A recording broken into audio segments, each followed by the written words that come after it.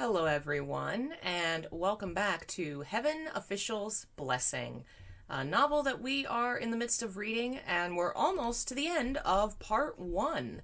Hello, Jeff, Lobsel, Dawn, Cynthia, Surfin. Thanks for joining us. Last time, there's been a lot going on. To summarize quickly, our poor Shilian, our hero, was in the midst of a investigation trying to figure out what had happened to someone from the Heavenly Court. His love interest, Hua Cheng, was unfortunately wrapped up in all of it in the investigation, and unfortunately things came to blows, and there was a fight. Shilian was injured. Hua Cheng's house burned down. So now both of them are very depressed about the fact that they hurt the other person. Shilian was locked up because he was accused by another member of Heaven of being a bad guy, basically. And he was locked up for the investigation of that. And of course, Hua Cheng showed up to save the day. And last time we left off with the two of them speaking to one another again after this whole incident of misunderstandings and problems and combat that's happened. Both of them feeling guilty for hurting the other. Hua Cheng, his sword, Yiming, was shaking on his waist, was the last thing we read about. And that is where we're going to pick up with Chapter 48, Adroit Dice for the Safety of Only One. Hello, Liz. Thanks for joining us just in time. Seeing its state, Shilian unconsciously reached out, wanting to pet it. What's wrong? But Hua Cheng sidestepped and turned his body slightly, avoiding Shilian's touch, and smacked hard on the hilt. Nothing's wrong. Don't mind it. After getting smacked soundly, the cursed scimitar Yiming, feared by all the heavens, shook even harder. Just then, Shilian heard Feng Xin again in the communication array. How did Hua Cheng connect the distance-shortening array to the Heavenly Court? How do we open this door? Shi Qingxuan cried, General Nan Yang, me, I think I know how. His Highness and I have suffered this trick of Hua Cheng's when we were on our mission. Take 2 dice and toss them before the door, then push and see if it'll open. Shilian remembered. Wasn't he casually tossing dice for fun earlier in the main hall? He could still recall clearly having run pathetically for their lives in that earthworm cave, and from those savages. If they really did open doors, who knows what other calamities await them? He cried hurriedly, Stop! Don't! Be careful! However, his voice never made it to the communication array. It seemed he didn't have the time to refill his spiritual power. It had all but depleted, and could only listen without speaking. Even if he could speak, it might have been too late. Feng Xin seemed to do exactly what Shi Qingxuan said, without a second thought. How did he know? Because the next second, Feng Xin suddenly screamed curses in the communication array. He cussed whenever he was agitated, and when he cussed, the words were often too vulgar for the ear. For censorship reasons, the words shall not be repeated. Hello, Kohi Akatsuki, welcome. Most of the officials were carefully following the situation, and asked immediately, General, what's happened? Mu Qing's voice came in. It sounded quite dismayed. What is this place? It appeared he had entered through the doors with Feng Xin. Be careful, guys, Shi Qingxuan called out. Different numbered rolls will bring you to different places. What number did you guys roll? He rolled a 4, Mu Qing said. Shilian could hear Feng Xin's voice also carried a trace of panic and terror, and was worried they might have run into an extremely dangerous place. His voice couldn't be heard in the communication array, but he remembered that the one who cast the spell in the first place was right next to him. So without thinking too much, he hurriedly asked, Sun Lung, what does a roll of 4 open to? Depends, Hua Cheng replied. The door will open to whatever the roller fears the most. Just as Hua Cheng answered, Mu Qing coolly said, You fought to roll first and rolled out a woman's bath? Give me the dice, I'll roll. Hearing women's bath, Shilian covered his face with his hands. Feng Xin had always kept his distance from women, and always stayed away even from speaking of them, as if the female sex were savage wild beasts. To him, a woman's bath really was the scariest place on earth. Worse than the immeasurable depths of tiger caves or dragon lakes. It seemed Mu Qing had successfully taken the dice, and Shi Lian sighed a breath of relief. However, not a moment later, the two roared again. Shi Qing Xuan woefully called, "Generals, what did you run into this time?" There was no response, only odd burbling sounds, as if the two of them had sunken into water. Everyone held their breath, and after a moment Feng Xin emerged, taking large breaths of air, sounding as if he broke through the water's surface, and spitting out something. He yelled, "Black marsh crocodiles!" Turns out the two of them were barely 2 steps out of the women's bath in a frenzy when Mu Qing took the dice by force and rolled, and their next step led them to fall into a muddling marsh. They were immediately submerged past their waists in the muddy marsh over their mouths. After fighting to get out, over a dozen curiously long crocodile monsters swam over to surround them.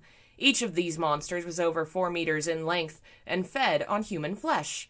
They grew human arms and legs from such evil practices. When they moved, the sight was terrifying and gross, making the two disgusted beyond belief. Half sunken in the black marsh, the two fought the crocs in fervor and madness, until Feng Xin finally had had enough. "Give me the dice! Let me throw! You didn't roll anything good either!" Mu Qing was one to never admit defeat and shot a white spiritual blast. "Croc monsters are still more decent than a woman's bath! Who knows what you'll roll next? Give it to me!" "Frickin'!" Feng Xin yelled angrily. "Didn't you already take the dice? Where are they?" The two had completely forgotten they were still connected to the communication array, and continued to fight each other, denouncing each other's luck in dice rolls, the whereabouts of the dice long lost and forgotten.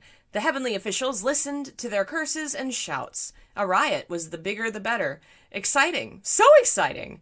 The two generals finally ripped through their masks and stopped caring about their faces. The officials held back their laughter, some even slamming their fists in their seats, wishing desperately they could be watching this live to cheer the fight on.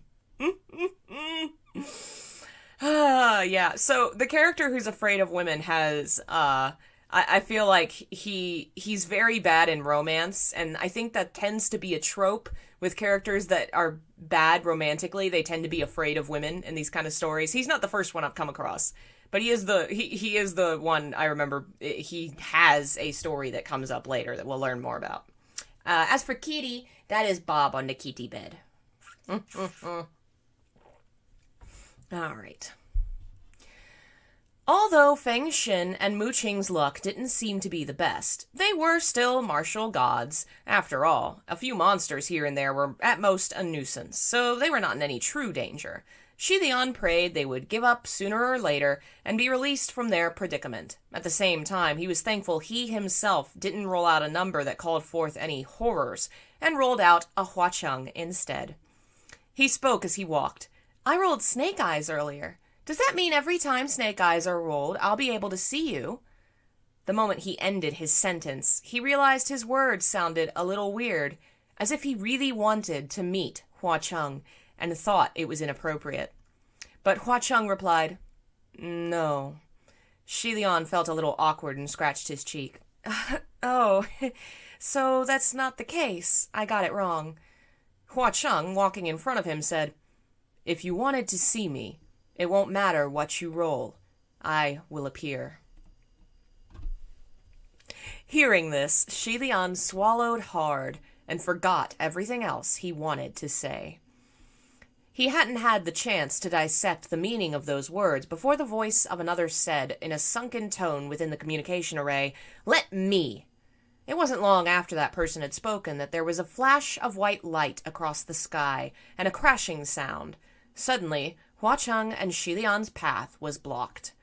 When the white light cooled and slowly cleared away, Shi Lian saw that the thing that flew from the sky and was blocking them was now a sword. The sword was long and slender, half entombed into the ground on a slant, the body of the sword itself still quivering. The sword was dark like black jade, deep and foreboding, smoother than a mirror, and if anyone were to go near, they could see their own reflection on the blade. Only the thin, silver-white line of the heart of the sword cut across the blade in half. The name of the sword was Feng Xin. A shadow landed in front of the sword and said, "This is your sword." After the death of the Gyoshi Feng Xin, The sword he carried was kept by the crown prince of Yong'an.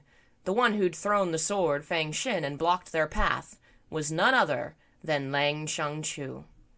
It looked like Feng Xin and Mu Qing failed, but Lang Shangchu was able to roll the right numbers. It really couldn't be said whether it was his luck or if it was Shi Lian's misfortune. The only thing that could be said with certainty was, of the two crown princes, Lang Shangchu had always been more fortunate than Shi Lian. Hua Cheng stood with his hands behind his back, his expression unchanged. Only his body made a small movement. The moment he moved, Shi Lian immediately stretched out a hand to stop him. He said in a small voice, "Let me." Right in the middle of the valley, Lang Shangchu blocked the only road, his hand holding the long, oversized sword, and said, "I only want to duel with you with all my might. It doesn't matter how this ends. Even if I die in your hands, I won't ask for any compensation. I don't need you to ask the Great Lord for banishment. You taught me the art of swordsmanship. It's not like you can't win, so why won't you fight me?" Shi Lian knew, even without Lang Shangchu saying it, he would fight with everything he had. But if he didn't hold back, then Shi Lian must also fight seriously. If that was the case, none of the scenarios would be what Shi Lian wanted to see. But if he didn't fight him, he wouldn't relent. After a long while, Shi Lian finally nodded his head slowly. "Fine." He took a few steps forward and approached the sword, pulling it from the ground, and said softly, "You asked for this." After hundreds of years, Fang Xin finally returned to the hands of its master. It moaned softly in Shi Lian's hands. Close by, Hua Cheng's eye also shone from hearing the euphoric cries of the sword. With the sword in hand, Shi Lian swung and pointed it to the ground before saying coolly, "However this duel ends, do not regret it." "I will never!" Lang Shangchu shouted. Lang Shangchu felt like his head was going to split. Both his hands held the longsword tight. His eyes focused, his breath held, his sight locked onto Fang Xin. Dun dun dun.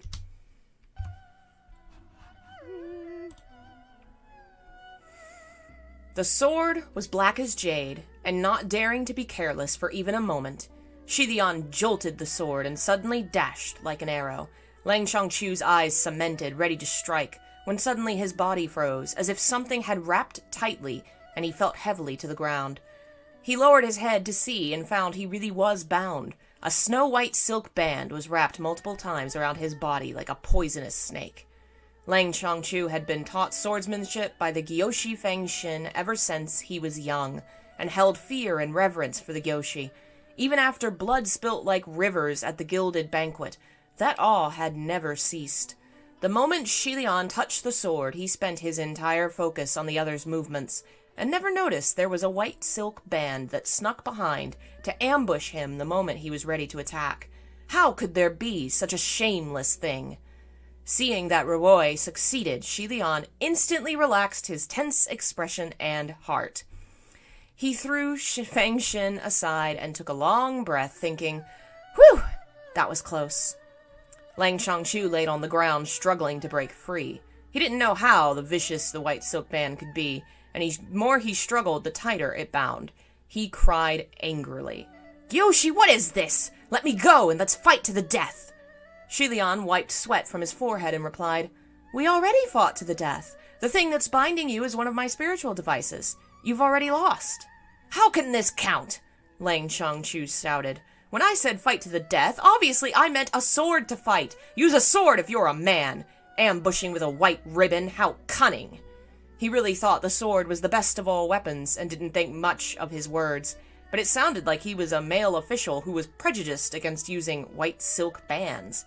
But Shi Lian didn't care whether he acted like a man or not. He'd cross-dressed before, and hung the words "I can't get erect" on his lips. Nothing could get to him. Shi Lian knelt down next to Lang Shangchu. "You didn't think things through, and you never said I had to use a sword. I used your loophole, so who are you going to tell?" After a pause, he continued in a serious tone. "That's right, I ambushed you. So what? I succeeded. Yes, I was cunning. So what? I won. If your opponent was anyone other than me, you'd already be dead. Hua Cheng stood not far from the two and laughed soundlessly. He crossed his arms and looked away. Lang Chongchu was shocked to the core. When that person was still the Gyoshi of Yong'an, all of his teachings were honorable and conscientious, straightforward and genuine. He'd never thought there'd be a day when he'd hear from the lips of his former teacher something like, "Yes, I ambushed, but so what? I was cunning, so what? I won." He was stunned. After saying his fill, Shi Lian stood up. "Think about it on your own. Next time, don't get in others' way." It's really funny to imagine that this character who is so over the top, so very ridiculous, so very straightforward, that the reason he's like this is because at one time Shi Lian was like this, and that's how he taught him. It kind of is a mirror to Shi Lian that we can look at him and see that this is kind of what he used to be, and unfortunately no longer is because life has been so hard.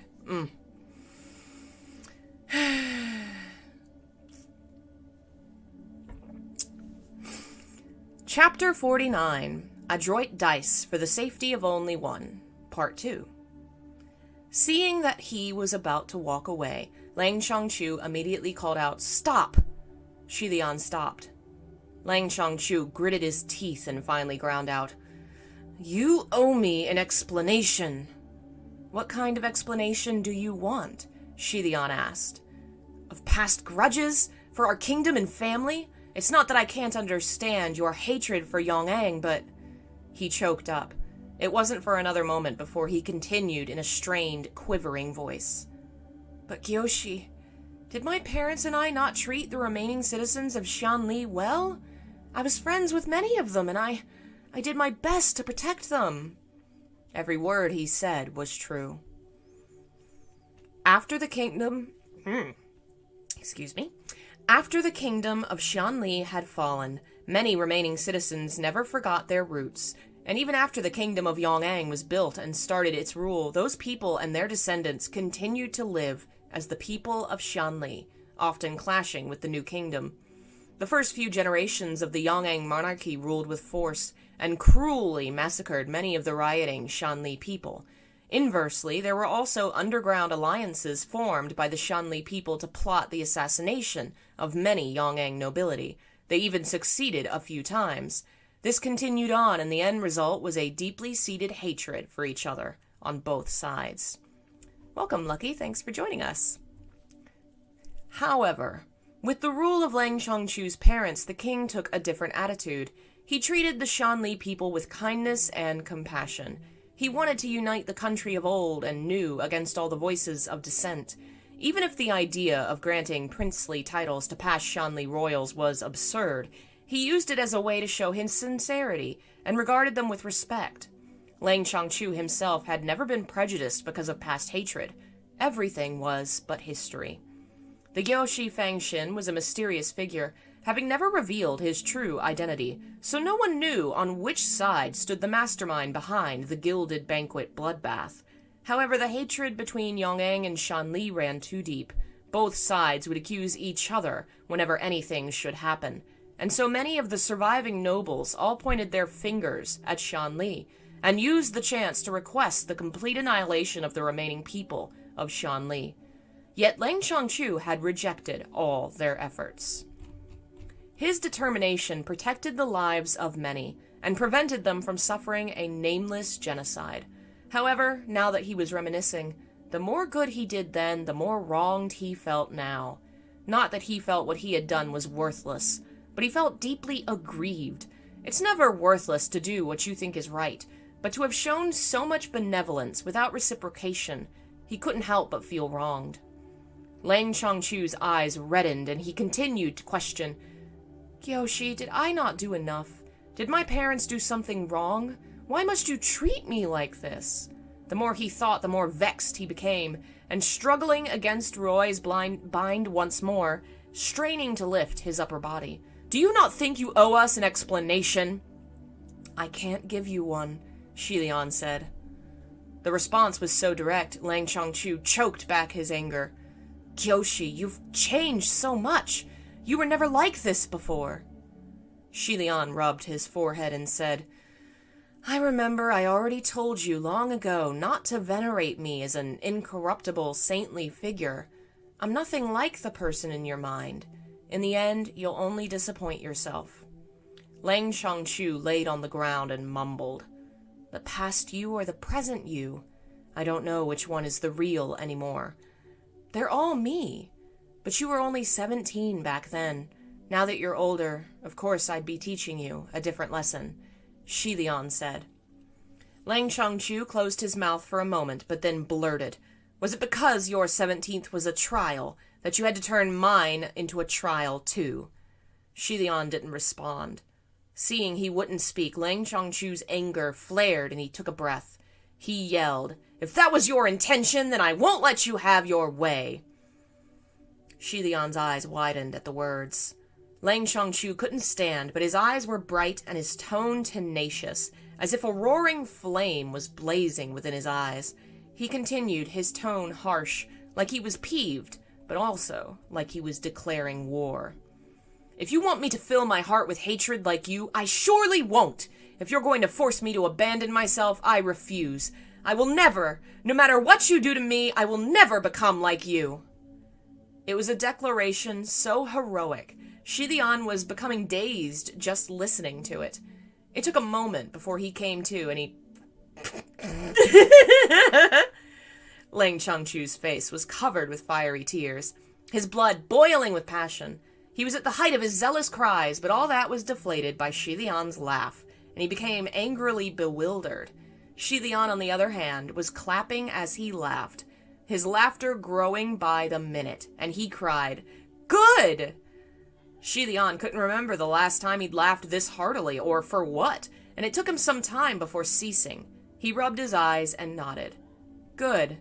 Remember what you said today, that you will never become like me. Hua Cheng still had his arms crossed and watched coldly. Just as Shi Lian finished speaking, there was a sudden blast of red smoke before him. The explosion came too suddenly, and Shi Lian jolted, thinking Lang Shangchu might have used some strange trick, and immediately evaded, his gaze watchful. However, the blast was loud in sound only, and didn't pose any harm.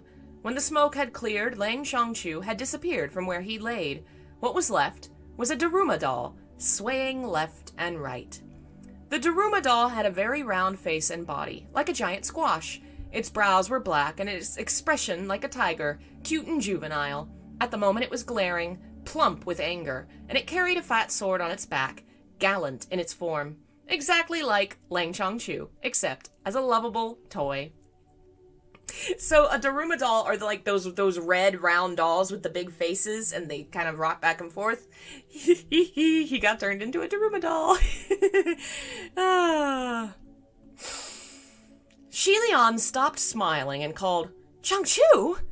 Ruoi let go and returned to wrap itself around Shi Lian's wrist. Hua Cheng walked over and leisurely flicked his finger on the body of the Daruma doll, laughing. Why does he look so foolish, no matter what form he takes? Shi Lian picked up the Daruma doll and didn't know whether to laugh or cry. This... San Long, is this Changchu? Why did he turn into this form? Stop playing around with him and change him back. No. Well, take him along and let's go, Hua Cheng replied. Go where? Shi Lian asked. Just then, the two had come to a cramped little cave. Hua Cheng didn't answer him. He tossed up a dice and landed it in his palm. He lowered his eyes to glance at it before entering the cave. To turn someone into a Daruma doll was such a mischievous spell, and was very much Hua Cheng's style, but it was also hard to undo. Either way, Shi Lian couldn't unravel it, and he couldn't guarantee any other heavenly officials could do it either.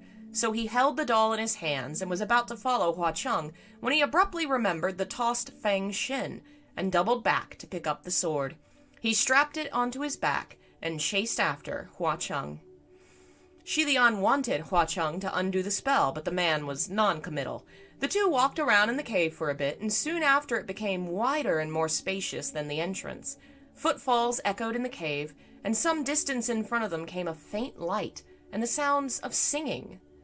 When Shilian was led to Paradise Manor in the Ghost City, he'd also heard singing, but the graceful songs of charming female ghosts were enticing and beautiful like aphrodisiacs, intoxicating.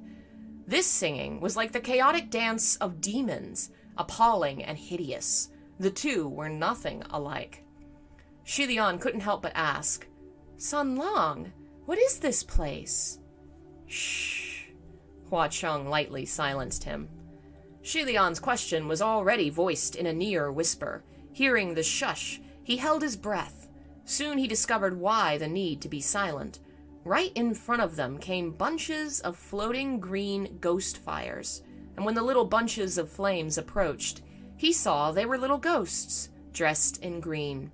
On the heads of each little ghost was a small flaming light, as if they themselves were a green candle.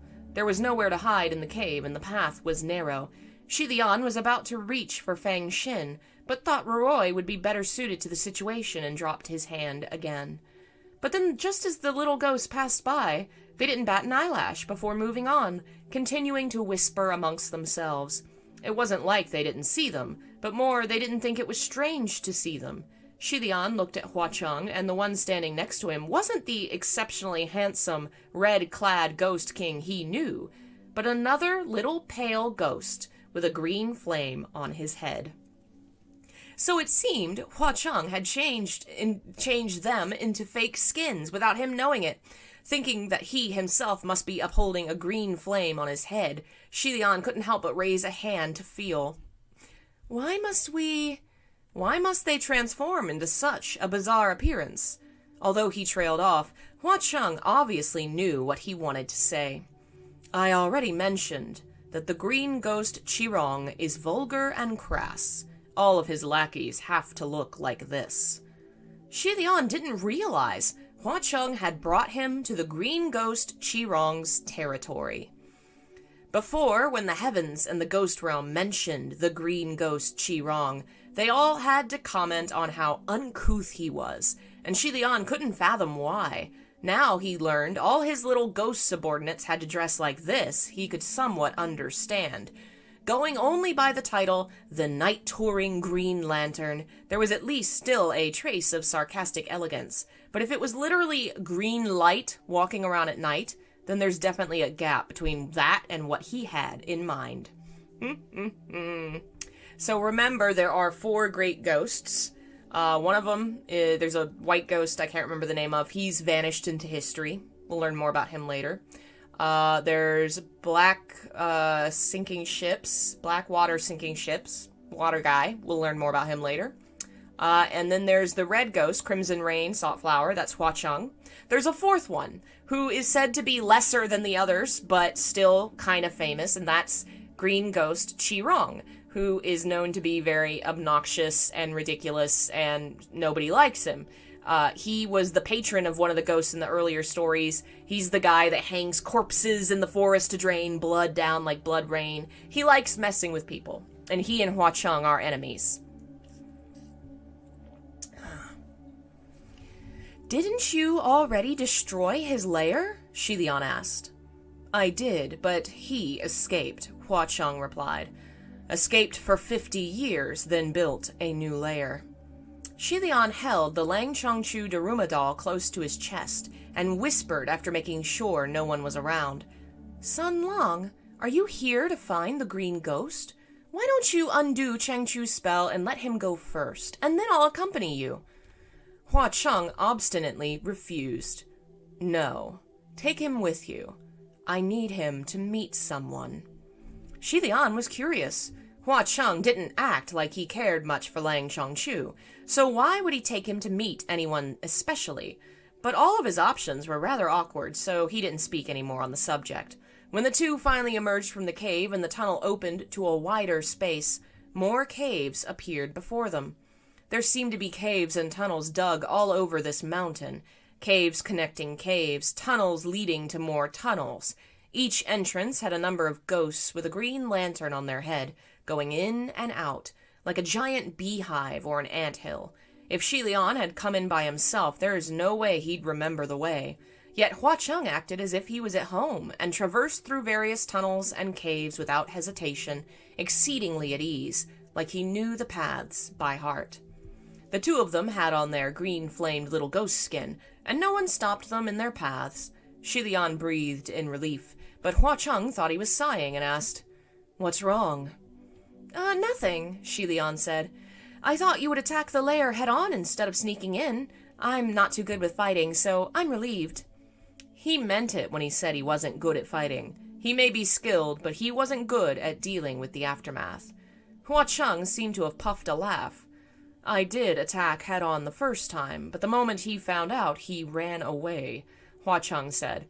"This time I'm here for his person, so of course I can't have him notice I'm here." Was the person Hua Cheng wanted Qianchu to meet the green ghost? Shi Lian wondered. Was there a relationship between the two of them? Well, whatever he wants to do, I'll accompany him, then ask him to undo the spell later. Shi Lian still had the burning of Paradise Manor on his mind, and still felt guilty. As he was thinking, Hua Cheng spoke. "That useless trash can't do anything, but he's very vigilant. Those little ghosts can't approach his person, and it's not easy disguising as his closest henchman. To get close, there's only one way." Just then, 4 little ghosts came by, laughing and chatting. Hua Cheng slowed his steps, and Shi Lian followed his lead. Turns out the little ghosts had behind them a train of bound humans, dragged by a long rope. Among the humans, some were ragged and unkempt, some in extravagant clothes, but they all seemed to be young men and women under the age of 30. There was even a child who was grabbing onto the corner of a sleeve of one of the young men. They were probably father and son. Their hands were bound and looking terrified, some ready to faint, while trudging through the demonic lair. They brushed past Hua Cheng, and without missing a beat, he turned around and seamlessly joined the end of the march. He gently elbowed Shi Lian, and he repeated Hua Cheng's actions. When he looked over, Hua Cheng had already changed skin again, and this time it was a clean-cut young man. He himself probably looked similar. The little band made twists and turns through the tunnels and caves. The little ghosts leading the group seemed to be quite content in their duties, and from time to time showed off a little authority, yelling and snarling at the prisoners behind them. "No funny business, no crying, with your faces all covered in tears and snot. If you ruin our great one's appetite, we'll teach you what it's like to want to die." Of the 4 great calamities, there had never been word that the other 3 supremes devoured human flesh. Only the green ghost Qirong was gluttonous in this manner. No wonder his equals and enemies scoffed at any mention of him, dismissing him as unsightly and ignorant. Earlier, Hua Cheng said there was only one way to get close to the green ghost, and it appeared that mixing in with the food was the way. As he walked, Shi Lian reached for Hua Cheng's hand. Once he succeeded in grabbing hold of it, he felt Hua Cheng freeze, like he wanted to pull away. It wasn't that Shi Lian didn't notice, but under the circumstances, there wasn't much room for thought. He held Hua Cheng's hand tightly, and lightly drew a word in his palm. Save. Since Shi Lian saw this, he knew he must save these people. The gesture was him informing Hua Cheng of his intentions. After the word was written, Hua Cheng gently folded his fingers and closed his palm. A moment later, the band exited a tunnel and proceeded to enter an exceedingly large cave. The moment they entered the cave, a field of shadowed objects entered their vision. Shi Lian squinted and hadn't quite made out what the objects were, but instead he felt Hua Cheng grip his wrist, and drew a few words on the back of his palm. "Watch your head. Don't touch." At first, Shi Lian thought there were hung many rags from above, but when he looked closer, his pupils shrank. What rags? It was a field of blackened, tightly packed people, feet above, heads hung low, suspended in midair. A forest of upside-down corpses. However, although they hung these flipped dead bodies, there was no bloody rain because the corpses were all dried, without a drop of fresh blood in their veins. The expressions on these dried corpses all looked to be in pain, their mouths open wide, and there was a thin layer of snow-like crystals on their bodies and faces. It was salt. In the deepest recesses of the caves, the light shone bright. There was a giant chair, a long table, golden goblets, and jaded utensils. Such extravagance made it look more like a royal banquet hall than a deep mountain cave. A bit further away from the long table was an enormous steel cauldron, big enough to allow over 10 people to swim within. Red, boiling water bubbled in rage in the cauldron. If anyone should accidentally fall in, it would only be seconds before they were cooked through. The 4 little ghosts ushered the group of prisoners toward the cauldron, but some fell to the ground shivering in fear when they saw what was waiting for them, and in the midst of yelling, hitting, and pulling, Shidion suddenly felt next to him Hua Cheng's arm went stiff and stopped in his step. He turned his head to see, and saw that although Hua Cheng still had on the appearance of a clean-cut young man, his eyes were blazing with rage. Even though Hua Cheng was always smiling, Shidion knew his emotions were always hidden deep within. Shidion had never seen in his eyes a violent fury this blatant. He followed Hua Cheng's sight, and the next moment felt his own breathing stop. Before the extravagant giant chair there knelt a person. On the first glance it was a person, but upon a closer look, it was actually a stone statue, the size of a real person. It was a rather interesting statue, sculpted in a kneeling position, its back facing him, its head downcast. It was the very form that could be described as a dog with its tail between its legs. It was easy to presume that the only purpose of making such a statue was for humiliating this person. Shidion didn't need to turn the statue to know that the face must be exactly the same as his own.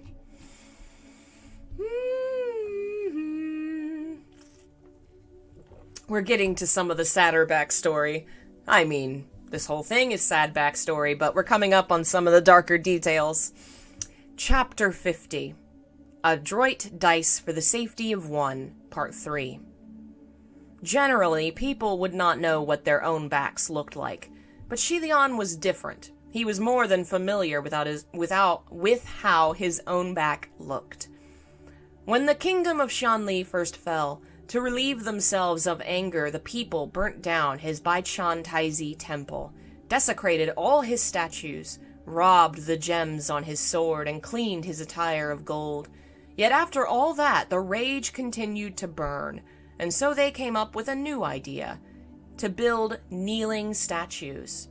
The crown prince that was highly venerated and worshipped was sculpted into the form of one who knelt and begged for forgiveness, and placed in crowded areas of town so everyone was free to spit or kick it when they passed by, and rid themselves of misfortune.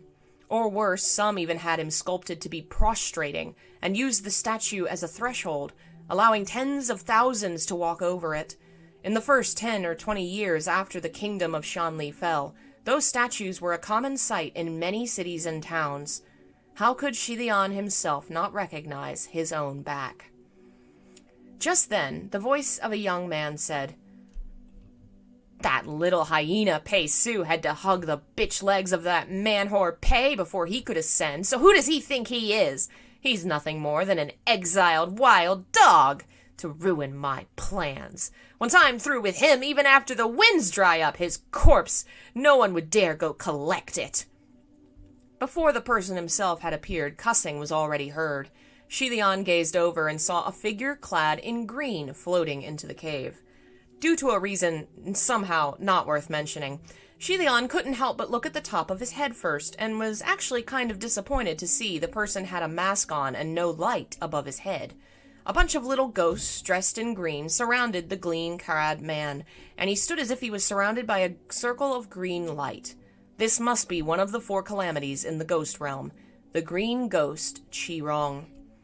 Ever since Nan Feng had first mentioned the name Qi-Rong, Shidion had kept it in the back of his mind, wondering if this Qi-Rong was the same Qi-Rong he knew.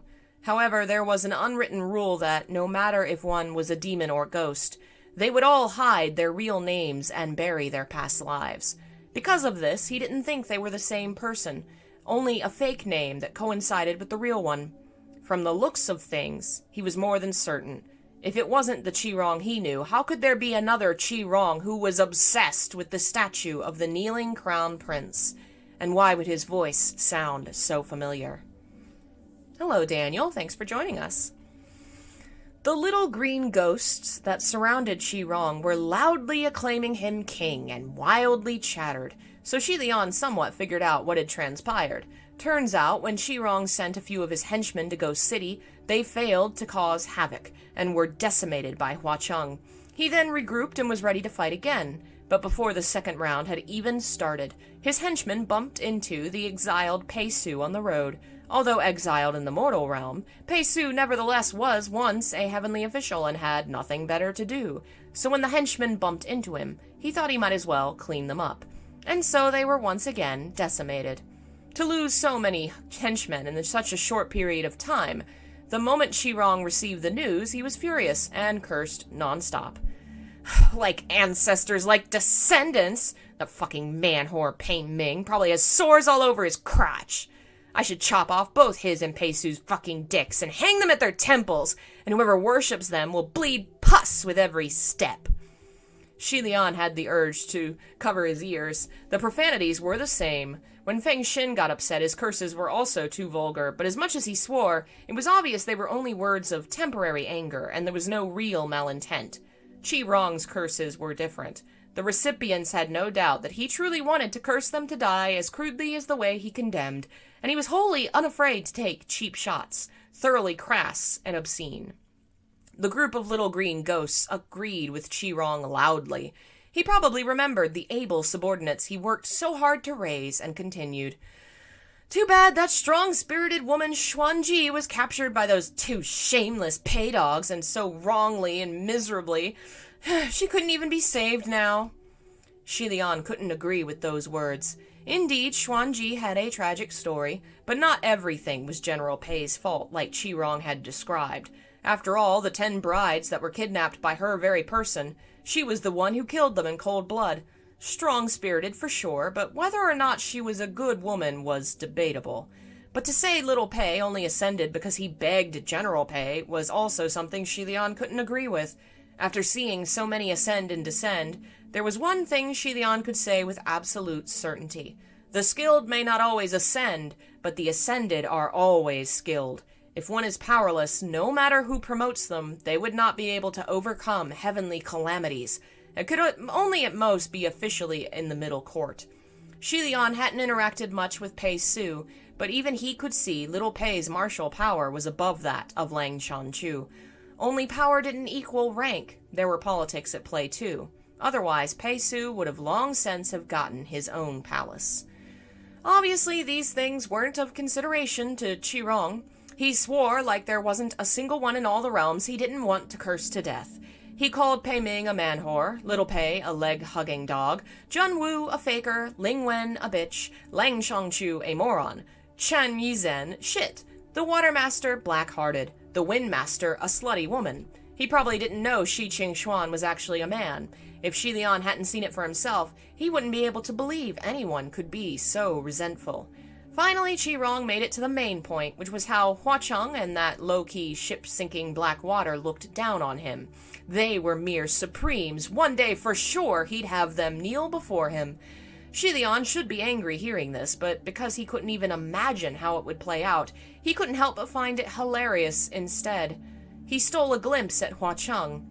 Hua Cheng himself didn't have any reaction, but instead was still closely staring at that kneeling stone statue.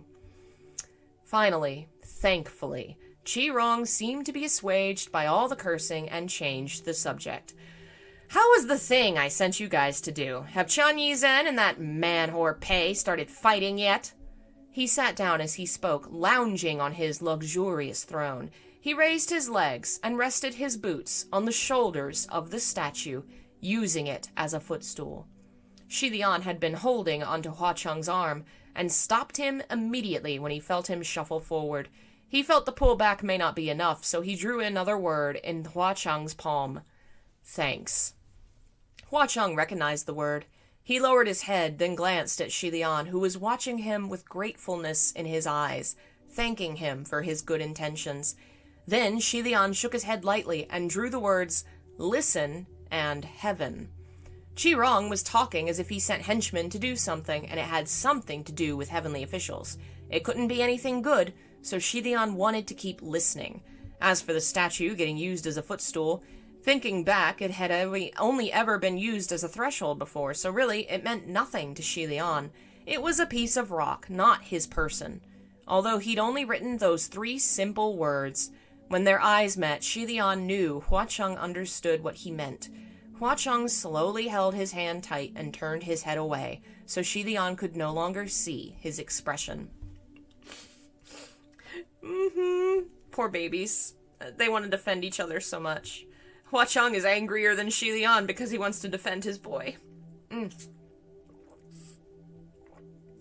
A little green ghost spoke up. "We followed our king's instructions and have long since spread the rumors that Pei Ming wants to make Pei Su the martial god of the West. Now it's becoming more and more of a riot, so we used that as an excuse and desecrated hundreds of Mingguang temples disguised as Qi Ying Palace devotees. No one was the wiser. My lord may not know, but those devotees are really stupid.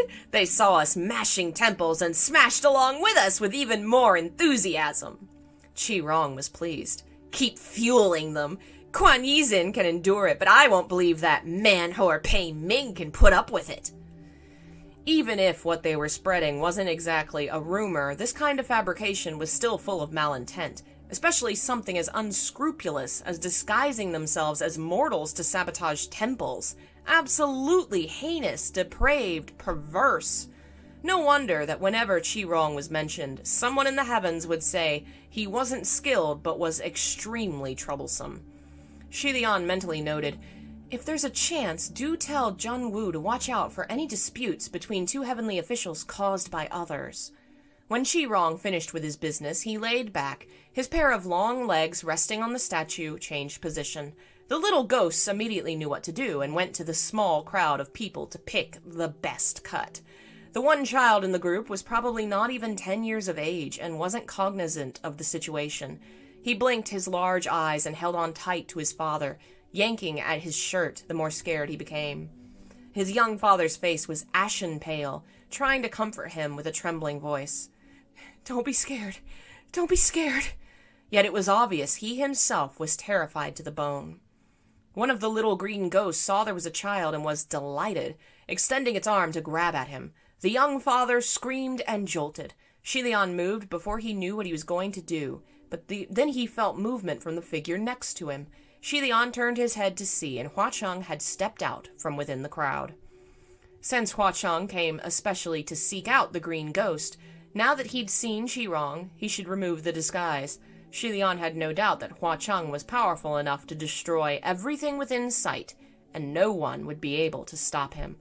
Yet Hua Cheng did not reveal his true form, maintaining the skin of the normal-looking young man, and walked forward lazily.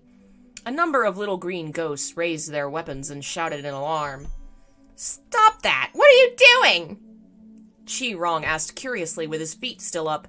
"What's with the little guy? Take him down." Hua Cheng laughed. "Won't you all show a little respect in the presence of Shanli royalty?"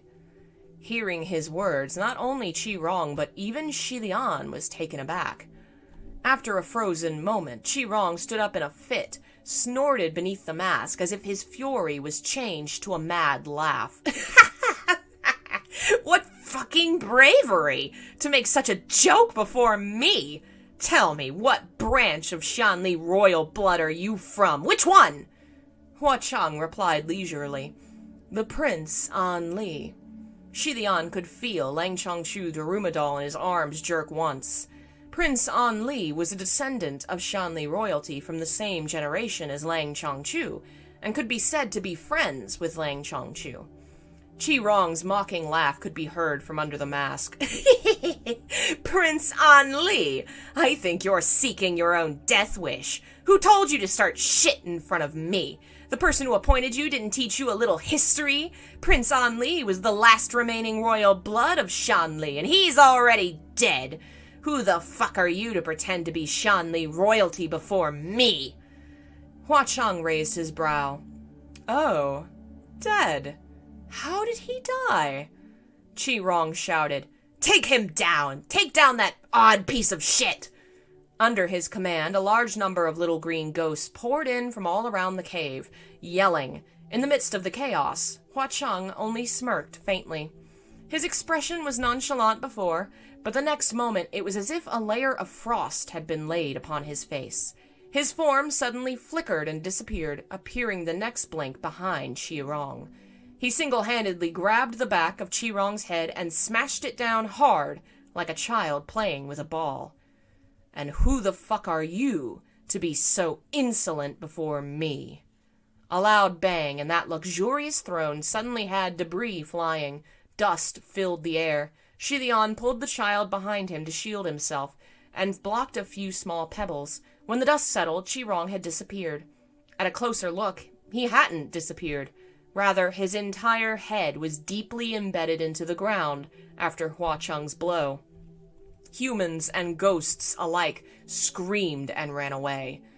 "Don't run away!" Shilian shouted. If the people alerted all the ghosts within the cave, they'd be killed for sure. But of course, as always, no one listened to him. Shilian dropped his hands helplessly. Under the circumstances, he had no time to worry about others either. Across the room, Hua Cheng slowly knelt down. He used one hand to grab a fistful of Chi-Rong's hair, and pulled out a bloodied head from the hole in the ground. The body was pulled out along with the head. After a brief moment of observation, Hua Cheng seemed to be extremely amused and burst out laughing. Although he was laughing, his eyes were off by 1,000,000 watts, eerie and terrifying. Ruroy flew out and struck away a few of the little green ghosts who were trying to cut down the escaping people. Shilian then turned around in a rush, his instincts telling him something was very wrong. "Sanlong? Sanlong!" Chi-Rong's mask cracked, pieces falling. He threw up a mouthful of blood and yelled, "Somebody stop him! Y'all come and stop him!" Hua Cheng was just violently bashing him, but now he seemed to be at ease, as if they were best buddies and chatting. He chuckled. "Oh, you didn't know? There are some things in this world that are unstoppable, like the sun setting in the west. Also an elephant squashing an ant. Or, for example, me taking your lowly life." By his last line, his face was savage and ferocious. He had in his hold Chi-Rong's whole body, and he bashed it down into the ground again. Another loud bang. Chi-Rong's body laid embedded in the ground and was smushed into a pool worse than mush. The mask on his face cracked, breaking into small pieces, revealing half a face. If anyone were to see that half a face, they'd discover a shocking fact. The green ghost, Chi-Rong, and the crown prince of Shanli. One ghost, one god, a difference of hell and heaven, looked very much alike. Dun dun dun! We're gonna stop there, because that's a good place to stop. A lot of things are happening. There's so much going on. You know, they just got out of they just broke out of that investigation, and Shilian got accused of things. Suddenly, Hua Cheng's breaking him out and taking him on this ghost adventure. Why? He has to show Lang Changchu some kind of truth that has to do with what he was accusing Shilian of. Suddenly we see that there's a ghost that looks a lot like Shilian. Shilian seems to know the name Chi-Rong. There's all these connections coming together as we come towards the end of the first book. I think we still have at least 5 or 6 chapters, but soon we will be at the end of this section of story, and we will be jumping into book 2, which is in the past. Daniel earlier asked if I... Yes, that is a Tonberry plush in the corner over Bob. He's protecting my kitties, obviously. Thank you guys for listening. I hope you enjoyed it. I'm updating all of the members stuff so that the most recent episodes of these are up there. If you want to download them as MP3s, listen to them on the go, all that. I'll have to do this one later tonight. I won't be doing another game stream today because I'm posting something else, but if you're a Silent Hill fan, you should enjoy it. Hopefully it will be up very soon. If you like what I do and you want to support it, become a member. For as little as 99 cents a month, you can get access to bonus content, extra videos, all kinds of things. Check the link in the description to learn about all the different benefits you can get. Or you can go to my store and purchase my books. You can follow me on social media, join the Discord, all kinds of things. And we will be watching the rest of this show and Scumbag System sometime this week. We need to finish that. Maybe Wednesday. We'll have to see. But thanks again for watching. Thanks to our members like Jeff and Daniel for supporting the channel. I think Kohi was here as well. Thank you guys so much for supporting what I do and helping me to do it. No, Akatsuki. I'll be back tomorrow with a live stream at 2 p.m. Until then, I will see you guys later. Bye.